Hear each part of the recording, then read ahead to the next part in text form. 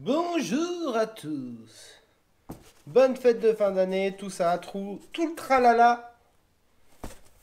Aujourd'hui, c'est vidéo définitive de la Cape au Nord 1000, la troisième, en comptant ma première qui était noire. Et aujourd'hui, j'ai reçu un compteur fiabilisé, un deuxième compteur fiabilisé, oui. Donc en fait, j'ai envoyé les compteurs en Italie chez un monsieur qui est spécialisé dans la réparation des compteurs de Cape au Nord et de Futura, parce que c'est les mêmes compteurs. Et en fait, il n'a pas voulu me dire exactement ce qu'il a fait sur les compteurs, mais pour moi, c'est pas très compliqué. C'est qu'en fait, il y a des problèmes de surtension et le compteur, pow, il pète. Donc sur la deuxième Cape au Nord que j'avais vendue à Philippe, le compteur fonctionnait parfaitement lors de la vente. Et quand on a installé ses carénages à lui, ben, bizarrement le compteur il a commencé à faire n'importe quoi jusqu'à ne plus fonctionner du tout. Voilà. Il fonctionnait plus, c'était finito pipo, plus rien, il voulait plus rien savoir. Donc en fait, j'ai pris à ma charge la réparation d'un des deux compteurs. Sachant qu'il y en a eu à peu près, avec les frais de port aller-retour, il y en a eu pour 230 euros. Sachant qu'il y a 20 euros de frais de port aller, 20 euros de frais de port retour. Et en fait, le gars, il prend 100 euros par compteur selon le problème qu'il y a eu. Ah, bah elle est là, la vue. Oh, bah putain, je l'ai cherché partout, ça.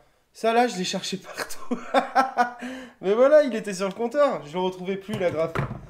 Donc voilà, il m'a réparé les deux compteurs. Donc il y a un compteur, il a 50 000, l'autre il a 28 000 km. Celui qui a 50 000 km, il va sur cette Cape au Nord là. Ensuite, on va donc installer le compteur. C'est pas très compliqué, j'ai déjà commencé à tout faire. Il y a juste à sortir, hop, le petit contour. Une fois que vous avez sorti le contour, vous remettez là. Et puis voilà. Ensuite, on branche les deux cosses qui sont cachées là. Et puis voilà. Compteur neuf avec tout qui fonctionne. Le gars, l'italien là qui s'occupe de refaire tout ça, on peut aussi lui demander un kilométrage bien précis, on peut lui demander de mettre un écran d'une autre couleur, on peut lui demander plein de choses, il les connaît par cœur, il sait de le faire. C'est son travail. Là je sais même pas combien de temps ça fait qu'elle a pas démarré la moto. Bon, j'ai pas mis le compteur. Je sais même pas s'il y a de la... Normalement, la batterie, elle est bonne parce qu'elle est neuve et en plus de ça, il n'y a plus rien de branché dessus, il n'y a plus le compteur. Donc, vu que c'était le compteur qui bouffait toute l'énergie de la batterie, normalement, elle va démarrer. On va voir. Allez, premier démarrage en... Allez, au moins 3 semaines.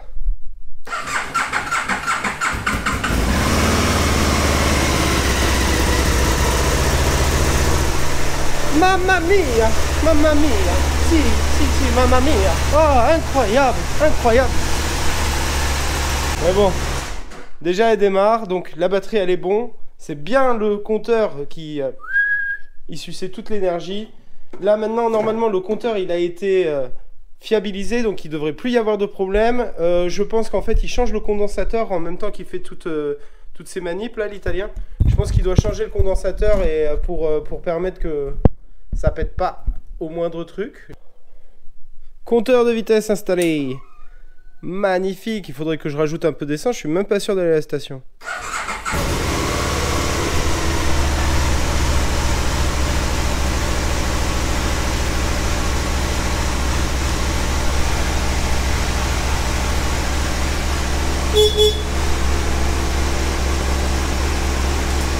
Et donc 50 085 km.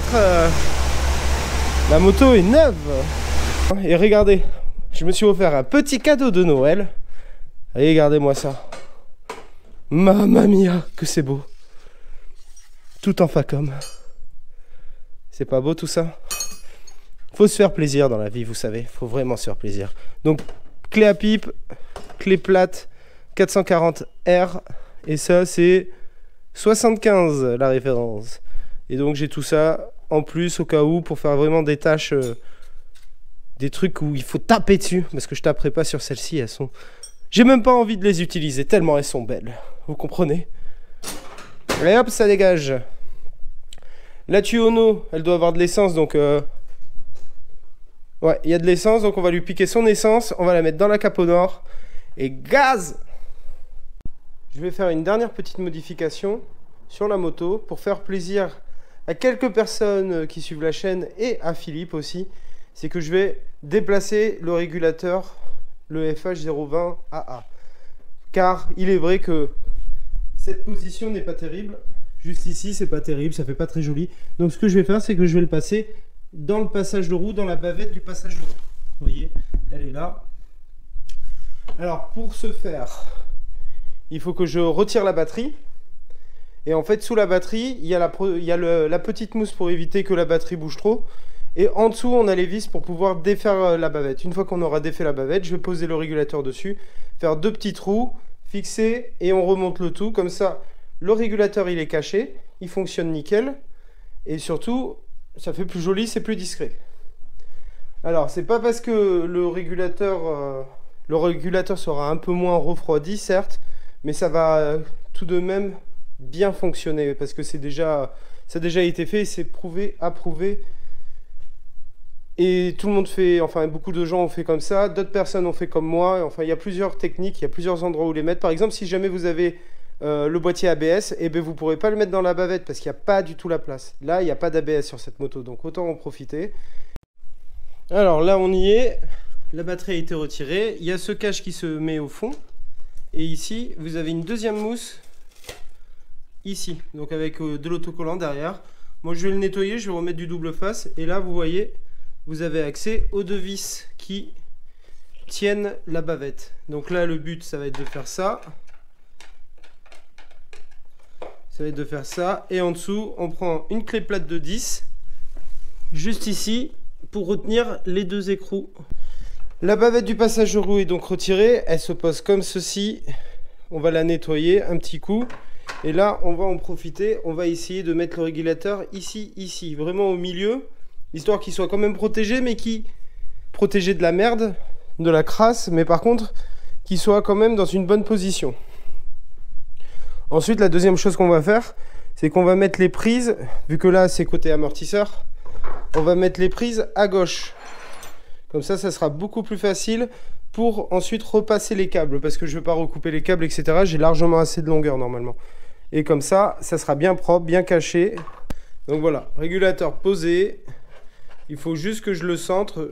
Ce que j'ai fait, c'est que j'ai fait exprès de... Comment dire, de mettre les têtes de vis de ce côté-là pour éviter que ça touche le pneu arrière. On ne sait jamais. Là, ici, on a la place si jamais il y en a besoin. Ça ne dépassera pas le régulateur. Donc, si ça ne dépasse pas le régulateur, on est peinard. Voilà, le régulateur branché, positionné. On voit bien que là, les vis ne dépassent pas. Ça ne pourra pas toucher le pneu. Les câbles ne sont pas en tension. Il y a un peu de mou des 2 côtés. Ici, on n'a plus rien. Donc, plus de soucis à se faire. Batterie repositionnée, refixée. Il n'y a plus qu'à remettre la selle. Hier j'ai fait 120 km avec la moto et je suis allé à Biscarrosse et tout. Elle s'est très bien comportée, pas de soucis, freinage nickel, accélération nickel, pas de jeu, pas de mauvaise surprise. Les freins fonctionnent bien, l'embrayage fonctionne bien, elle monte bien en haut dans les tours, les clignotants parfaitement pareil. Donc déjà c'est un bon point. Donc là le projet Cap au Nord numéro 3 est fini. C'est sûr et certain, elle est finie. La moto est encore un peu froide, on peut voir, elle est à 45 degrés, fait 14 degrés extérieur. La jauge à essence fonctionne parfaitement. La température... alors, ça normalement c'est la température d'huile, je sais plus. Température air, température moteur et liquide de refroidissement normalement. 50 197 km.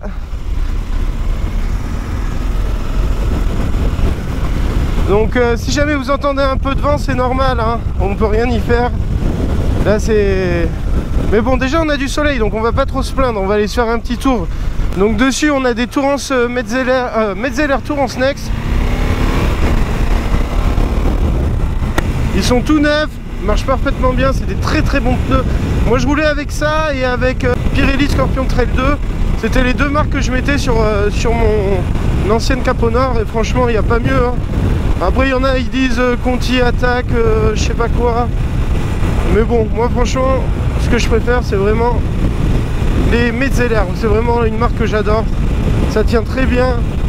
Les M7RR sur la Tuono, j'ai même essayé les M9RR mais je préfère les M7. Il y a moins de silice, ils glissent un peu moins, ils se consomment un peu moins là, et en plus ils sont moins chers. Mais bon, là n'est pas la question. Donc dessus, on va juste passer le petit stop.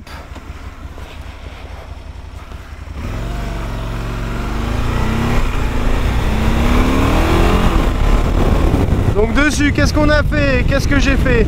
Donc kit chaîne complet en 1642.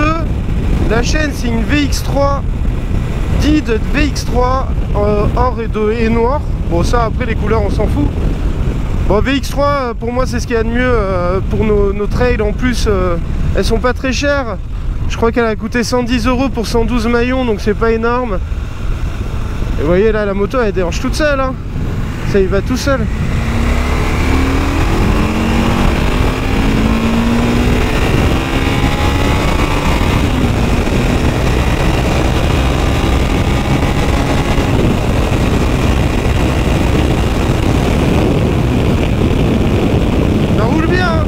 Si vous entendez un bruit de sifflement, c'est mon casque.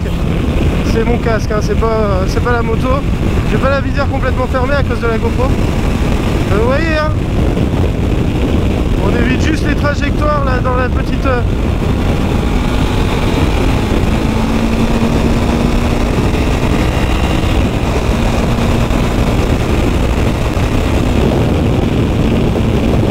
Ça roule bien. On va se méfier quand même.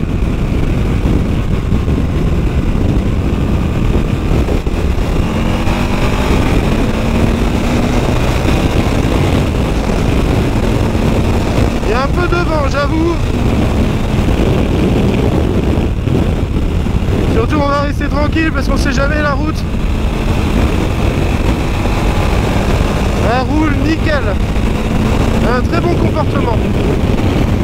Vous voyez, je pensais que l'amortisseur arrière était foutu, mais en fait j'ai trop l'habitude des Tuono maintenant. Mais non, elle roule très très bien. La moto se comporte bien, elle fait pas de mauvaise surprise, il n'y a pas de mauvais rebond. En plus, avec les pneus, comme je l'ai dit, avec des pneus comme ça, de toute façon tu peux pas te chier. Hein. Tu peux pas te tromper. Ouais, fume toujours, c'est bon. Tu peux pas te tromper, Tourance Next. J'ai vu qu'il y avait les deux maintenant, mais bon, les deux je les ai pas testés. En plus ils sont chers, il y a presque 40 € de plus sur la paire hein. Mais bon ça c'est des pneus, moi à l'époque je faisais 7000 km avec la paire et généralement je niquais le pneu avant au lieu du pneu arrière en premier. Le pneu arrière j'arrivais quand même à bien le tenir. Faut dire que cette moto, si la fourche n'est pas entretenue et pas durcie, on massacre très très vite le pneu avant, c'est vraiment ça le problème. J'ai le plaisir de mettre pour la seconde fois ma nouvelle tenue. Je me suis acheté une petite tenue complète Gore-Tex d'Enez. Il y avait moins 50% sur le site, d'ailleurs n'hésitez pas à aller voir sur le site d'Enez, il y a vraiment des promos en ce moment. Bon, c'est les modèles de l'année dernière, mais bon moi franchement qu'est-ce que j'en ai à faire? Je préfère payer 600 € la tenue complète que 1200 €, voire un peu plus. En plus j'ai eu la dorsale, les salopettes et le truc pour la salopette en plus gratuit. Qu'est-ce qu'il fait? Pourquoi tu freines frérot? Donc voilà la dune en mode hiver. Magnifique. Et ici c'est le camping de la forêt, c'est le dernier camping qui doit être reconstruit normalement. Ils ont encore rien fait je crois. Donc bon c'est comme ça hein.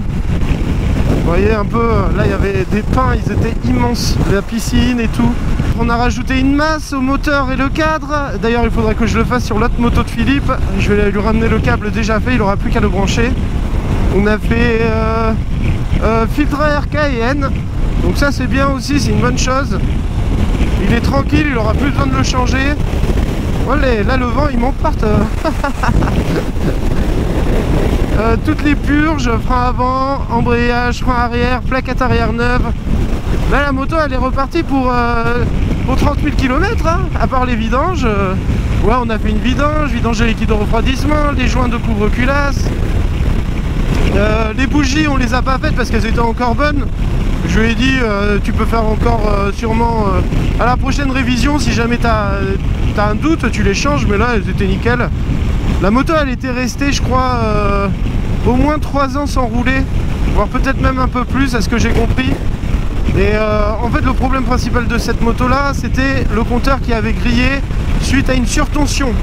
Parce que là comme je vous ai dit les deux compteurs sont partis en Italie chez le mec qui les répare et il nous les a réparés et les deux compteurs avec les frais de port aller-retour on en a eu à peu près pour 240 € si je me souviens bien, ou 250 €, quelque chose comme ça, sachant qu'il y a 20 € de frais de port aller, 20 € de frais de port retour hein. Donc c'est sûr que ça aide pas, mais bon en gros 100 balles par compteur, t'es 100 € par compteur de réparation, donc c'est plutôt une bonne chose, ça évite d'en acheter un. En plus vous pouvez par exemple si vous souhaitez avoir un kilométrage différent, vous pouvez lui demander de vous rajouter un écran TFT, vous pouvez en fait à peu près tout est possible tant que vous mettez le prix hein. C'est ça l'avantage qu'il y a avec l'italien, c'est qu'il fait à peu près tout ce qu'on veut.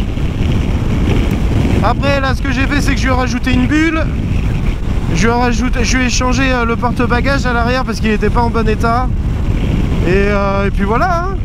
En gros ouais on a fait à peu près tout ça, ça a mis un peu de temps malheureusement, ça a mis presque ça a mis un peu plus de 2 mois. Après le problème qu'il y a eu c'est qu'il faut l'argent quand même pour pouvoir payer toutes les pièces d'un coup.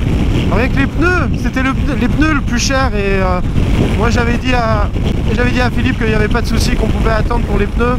Après une fois que j'ai reçu les pneus, moi le problème qu'il y avait c'est que j'étais en formation assez loin de chez moi, donc je m'en suis pas occupé pendant 3 semaines. Après dès que j'ai eu ma semaine avant le permis poids lourd, parce que là je passe le permis poids lourd, j'ai l'examen mercredi qui arrive. Et donc ouais j'ai dit à Philippe,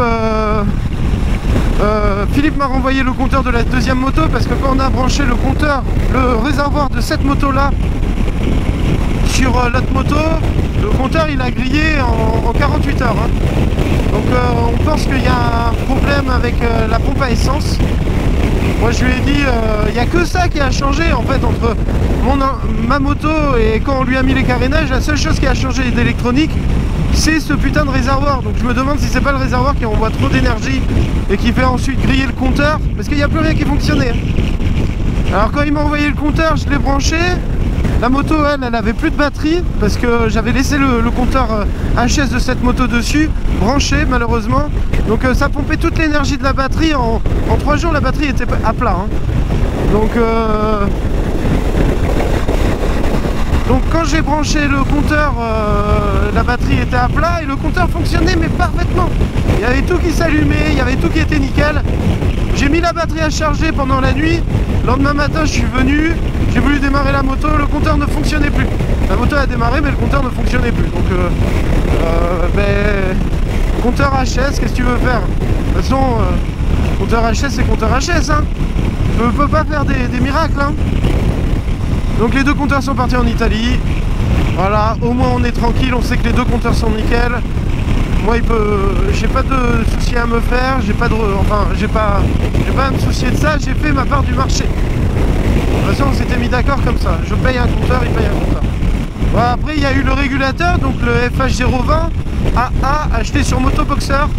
Donc je sais bien que c'est pas un vrai Shenzhen comme on peut trouver sur le site de Pascou.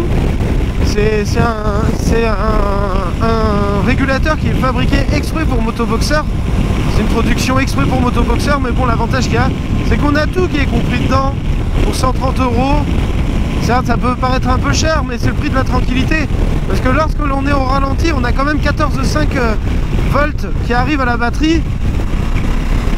14,5 volts qui arrivent à la batterie. Et même après quand on monte dans les tours on dépasse pas les 14,5. Donc on est vraiment aux petits oignons, il n'y a pas mieux hein. Il n'y a pas mieux hein. Parce que là-dessus sur ces motos là c'est très rare que alternateur, pas régulateur, les bobines, non, toujours pas. C'est très rare que le stator lâche sur ces motos. Donc honnêtement le mieux à faire c'est de passer un FH020 même avant que vous ayez la panne. Parce que de toute façon, si vous avez une cape au nord, c'est sûr et certain que ça va arriver hein. C'est comme les Gen 2, c'est sûr que ça va arriver.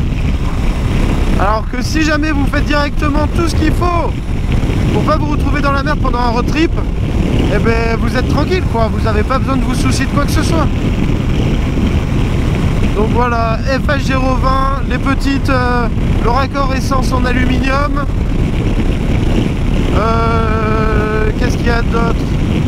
Vous pouvez aussi changer le relais de démarreur par un 150 voire plus. Il y avait un mec sur le forum qui disait que lui il avait mis un 300 ampères et que depuis la moto a roulé nickel. Donc si jamais vous voulez mettre un 300 ampères, vous pouvez, si vous arrivez à en trouver un, il faut juste que ça soit un 2 fils. Comme ça au moins vous n'avez pas besoin de faire trop de modifs. Avec 2 fils, 300 ampères, vous le branchez. Et là la moto elle partira bien. Parce qu'en fait il me disait que lors de la phase de démarrage, la moto elle demandait 300 ampères ou 280 ampères. Et donc le 300 ampères c'est vraiment la bonne solution. Donc là comme vous pouvez le voir, après la moto elle se comporte très bien. L'avantage qu'il y a comparé au Tuono, au RSV, c'est qu'elle arrive à maintenir une vitesse qui soit pas forcément trop excessive. Bon là on est un peu en excès de vitesse hein, je l'avoue. Mais on roule bien, là on est à 4500 tours, la moto fait pas de bruit, elle bouge pas, malgré le vent elle bouge très peu. Le fait qu'on ait la bulle d'origine aussi ça aide beaucoup parce que quand vous vous retrouvez avec la grande bulle là, moi j'avais une énorme bulle et quand il y avait du vent, une fois je me rappelle en Lozère, j'étais sur l'autoroute en Lozère pour rejoindre, j'étais à Montpellier au départ et je rejoignais Flya pour une rencontre trailiste du groupe Facebook les trailistes et j'ai failli me casser la gueule à cause de la bulle parce que la bulle en fait elle m'emportait à gauche à droite. Donc c'est pour ça, faites attention aux bulles que vous montez et surtout soyez bien accrochés à la moto parce que vous n'avez pas d'amortisseur de direction, vous avez une fourche avant qui est quand même très très souple, donc la moto elle peut vite faire partir en couille hein. C'est ça le truc, après c'est une excellente moto hein. Ça consomme moins qu'une Variablero, c'est moins cher que toutes les motos du marché de la même année. Vous pouvez même l'avoir avec l'ABS, vous pouvez l'avoir avec les valises, support valise, top case, la totale. La seule chose qu'il faut en fait c'est acheter la bonne occasion et surtout essayer de prendre une moto. Alors ça c'est le pare-feu ça c'est le pare-feu, de l'autre côté ça va au lac de Cazaux. Il faut vraiment acheter directement la bonne version de la moto et pas se dire bon ben, je vais acheter ça plus tard, je vais acheter ça. Essayez de mettre un peu plus d'argent. Si jamais elle est en panne, soyez sûr de la panne qu'elle a. Moi par exemple la première Caponor, la bleue, je savais ce qu'elle avait. En arrivant je savais direct ce qu'elle avait, je l'ai compris. Je savais que c'était le raccord de la pompe à essence qui avait lâché en interne. Donc c'est pour ça que je me suis pas trop fait chier à 1000 €. Après le truc qu'il y a eu c'est que j'ai voulu faire des modifications de fou. J'ai voulu aller plus loin dans les modifs et vraiment sortir une moto qui soit parfaite. Alors qu'en fait j'aurais dû investir un peu moins. Regardez la 5e. 5e, on n'a pas trop forcé, on est bien. Franchement il n'y a pas à se plaindre hein. Et là on repasse en 6. Franchement il n'y a pas à se plaindre hein. C'est un très bon utilitaire, ça peut être une très bonne moto pour tous les jours. Si elle est fiabilisée, ça peut être une très bonne moto pour les voyages. Et après les dernières modifications moi que je conseille à tout le monde, comme dans la vidéo de présentation de ma Caponor noire, de mon ancienne Caponor noire, c'est ressort d'amortisseur arrière Hyper Pro, le violet. Après vous mettez une bonne huile bien dure dans la fourche parce que les 2004 ont l'avantage d'avoir une fourche avec des cales etc. Donc elle est quand même plus dure. Et ensuite si jamais vous voulez régulateur FH020 AA, si jamais vous voulez vraiment être tranquille, vous pouvez même changer le récepteur d'embrayage et en mettre un Oberon, un CNC, peu importe, c'est à vous de voir. C'est au look hein, que ça fonctionne ça moi hein, parce que la seule différence entre le CNC et les Oberon, c'est que le Oberon il a des petits joints toriques, il a 2 joints toriques, alors que le CNC ça va être comme le modèle d'origine mais avec une course plus longue, ça va être un gros joint à lèvres, un genre de joint spi en quelque sorte. Ouais, je fais au rapide hein, je fais vraiment rapide hein. On va pas rentrer dans les détails techniques. Bon au final on est à Biscarrosse. Elle est tellement confortable cette moto, regardez, même pas 20 minutes de route on a fait. Après on n'est pas en plein été hein. L'été on met un peu plus hein, on met 40 minutes à peu près. Je me méfie juste de la route parce qu'ici, vous voyez, elle roule nickel, nickel. On a fait quoi, 20... Allez, 30 bornes on a fait. On est pas bien? Moi le seul truc qui me dérange c'est qu'il y a qu'un rétroviseur. J'aime pas trop. Mais bon, ça c'est pas. Ça faisait pas partie de la fiabilisation de la moto. Donc ensuite ce que vous pouvez rajouter pour être en sécurité, pour vous rassurer, c'est par exemple un petit voltmètre ici ou là en bas. Comme ça vous savez à peu près combien de tension vous avez. Vous avez par exemple vous avez des supports USB avec voltmètre intégré. Bon, c'est du Wish, hein, c'est du chinois, mais bon, la plupart fonctionnent très bien. C'est vraiment c'est simple comme fonctionnement. Il n'y a rien de compliqué là-dedans. Hein. Je pense que vous pouvez faire confiance aux Chinois pour ça. Et voilà, Biscarrosse plage. On va aller se mettre là-haut sur le point.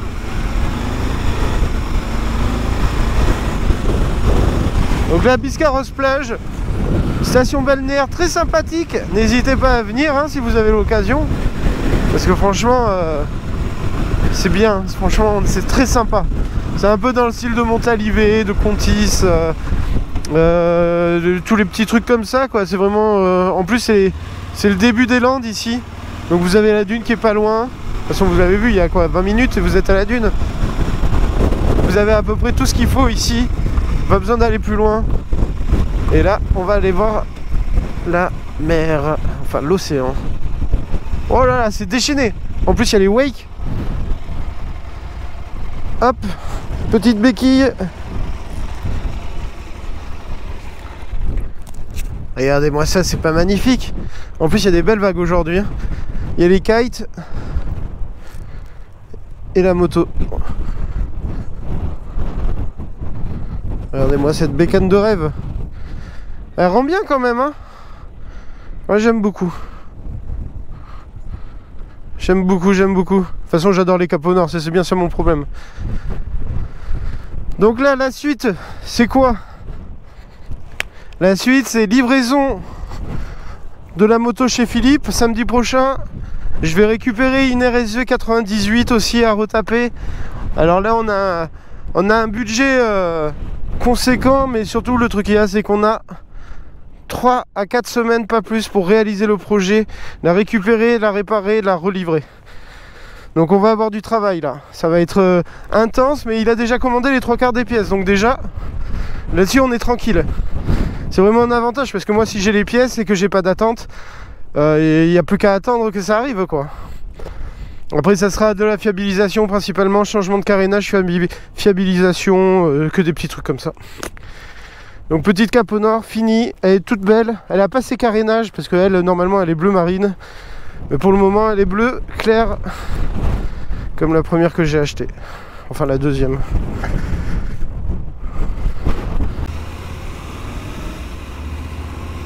Donc là vous voyez, franchement c'est tout doux, ça passe ses vitesses. Là je suis en seconde à 20 km/h, ça fait pas comme la Tuono, bla bla bla. C'est vraiment une moto pour tous les jours ça. Faut se dire que c'est le moteur de la Tuono mais avec 30 chevaux de moins quoi. Ah, ils sont en train de refaire le parking là-bas. Il y a 30 chevaux de moins, donc s'il y a 30 chevaux de moins, le moteur il est plus souple, il est tout aussi coupleux. On a à peu près le même couple. Et surtout... Merci. C'est surtout que ça roule quoi, c'est vraiment... Moi franchement quand c'était ma moto de tous les jours, ben, t'as juste besoin des protège-mains. C'est sûr que là il a pas les protège-mains mais il a la béquille centrale, donc c'est déjà ça.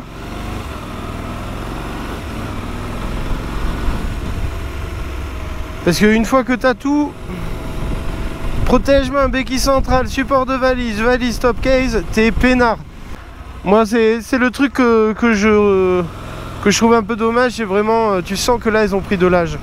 Comparé à quand moi j'avais la mienne, elle était quoi? C'était une 2005 moi que j'avais. Donc j'avais l'ABS, j'avais les protège-mains. Il veut traverser? Vous voulez traverser? Non? Ok.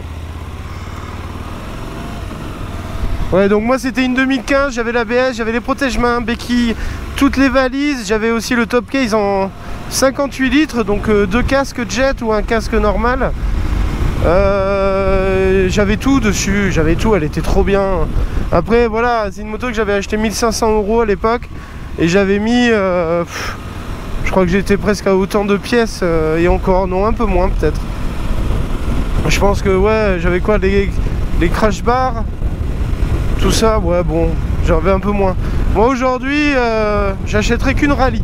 Si je vais en garder une, ça c'est une rallye. Mais les rallyes, les rallyes raids en 1000, elles sont introuvables. Hein.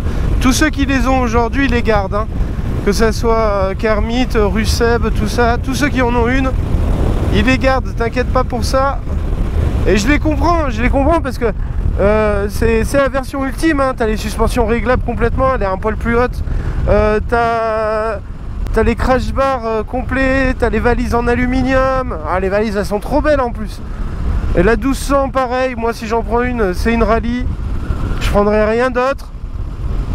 Parce que la 1200, comparée à la Caponor, c'est une Dorso Duro avec des carénages. Hein. Donc en 1200. Mais surtout, c'est pas ça, c'est que t'as pas les jantes à rayon d'origine. Alors que les Caponor n'existent qu'en jantes à rayon. Là, je dois être en 4ème, ça reprend bien, hein. Franchement, ça roule bien. Elle est même pas reprogrammée celle-ci, Kermit n'a pas eu le temps de me le faire, malheureusement. C'est vraiment dommage, hein. J'aurais bien voulu qu'il me la booste un petit peu, et surtout c'est pas ça, c'est qu'on gagne en consommation en plus avec la 4 fiches. Mais moi j'ai pas envie, c'est 50 € le kit pour pouvoir la reprogrammer, et en plus de ça, moi j'ai un MacBook Pro, j'ai pas un Windows, donc thune ECU, je sais même pas si ça fonctionne dessus. Oh shit. Donc c'est pour ça, je le fais pas, et puis là, je vais pas non plus faire que des Caponor. Je veux bien faire des motos de temps en temps, mais Caponor, au bout d'un moment, il y en a marre, quoi. On va pas aller au lac, c'est bon. C'est joli le lac aussi. C'est ça l'avantage de Biscarrosse. Et vous avez l'océan, vous avez un lac, vous avez la dune, il y a tout. Allez, on va se faire une petite axelle.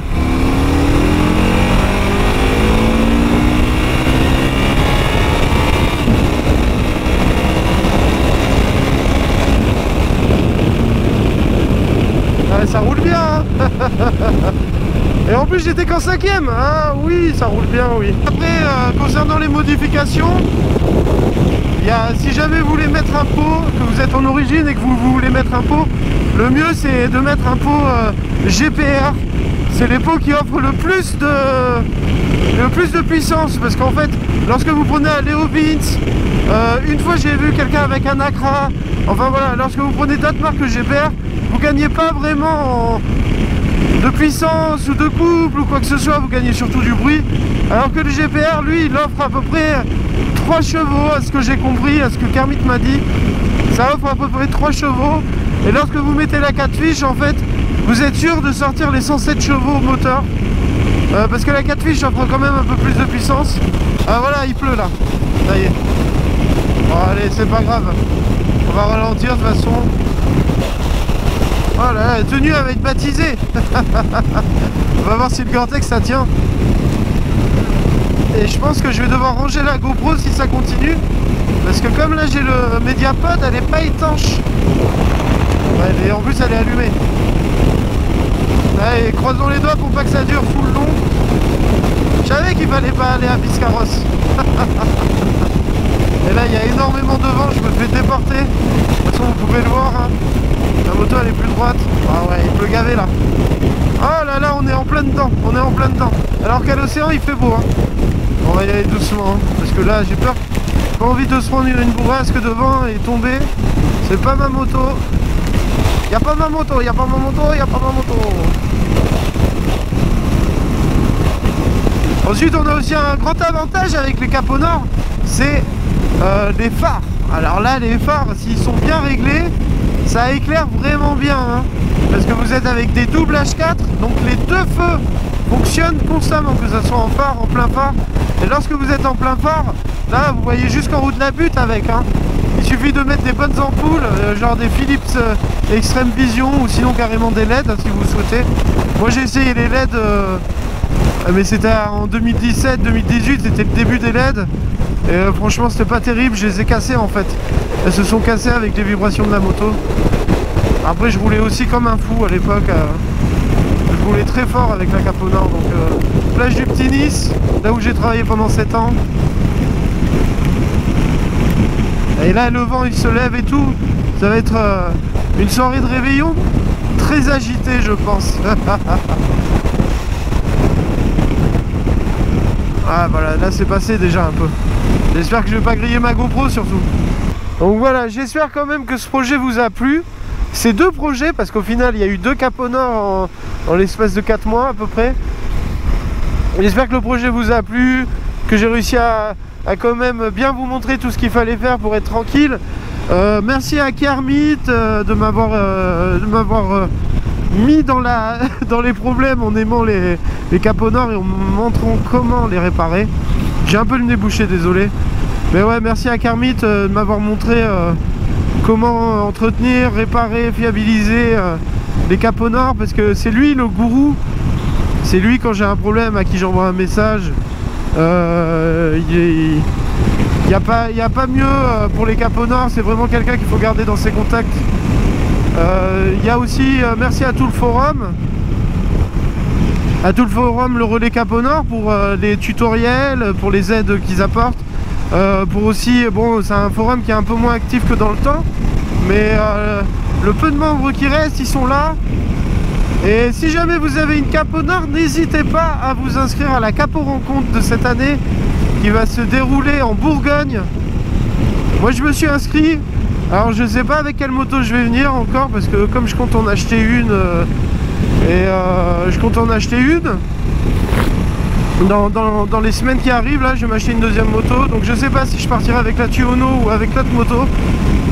La Tuono, je compte un peu la calmer, rouler un petit peu moins avec, l'utiliser plus pour me faire plaisir que de rouler tous les jours avec comme je faisais à l'époque. Parce que la Tuono c'était mon délit, hein. J'avais pas de voiture, j'avais rien, jusqu'à ce que j'achète la Fiat Panda. Je roulais tous les jours avec la Tuono. Et là maintenant qu'elle est finie la Tuono, ben, je flippe un peu quand je la sors, vous voyez ce que je veux dire. J'ai peur qu'on me la raye, j'ai peur qu'on me la fasse tomber, j'ai peur qu'on me l'abîme. Moi aussi j'ai peur sur la route de me prendre une bagnole et qu'elle soit morte après. Parce que bon, c'est sûr que si un jour j'ai un problème avec la Tuono, un accident ou quoi que ce soit, elle est finie, hein, elle part à la casse. Hein. Elle est trop vieille, malgré les pièces qu'il y a dessus. Malgré les pièces qu'il y a dessus, etc., c'est pas une moto qui vaut... elle vaut rien. Il faudrait que je la fasse expertiser par un expert pour pouvoir espérer retoucher de l'argent derrière. Parce que toutes les pièces que j'ai, c'est de la pièce d'origine. Et c'est de la pièce d'origine qui est assez rare. Mais bon, c'est pas parce que c'est du carbone que ça va tenir 100 000 ans. Hein. Si jamais je tombe, hein, le carbone il va se casser. Donc voilà. J'annonce livraison, enfin achat d'une nouvelle moto. Semaine prochaine, je récupère une RSV 98 et je vais livrer la capo nord à son propriétaire. Et puis voilà, hein. Merci d'avoir suivi les vidéos. Encore une fois, j'espère que ça vous a plu, que ça vous a bien renseigné. J'espère que vous allez tous passer une bonne fin d'année, un joyeux Noël, tout ça. J'espère que tout se passe bien pour vous. Moi, j'ai fini ma mission. Place à la nouvelle mission dans les jours qui viennent. Et la RSV 98, bien évidemment, je filmerai tout, j'aurai du temps. J'ai 4 semaines normalement pour la faire entièrement et la relivrer. Voilà. Merci à tous les gars. Allez, ciao, bye.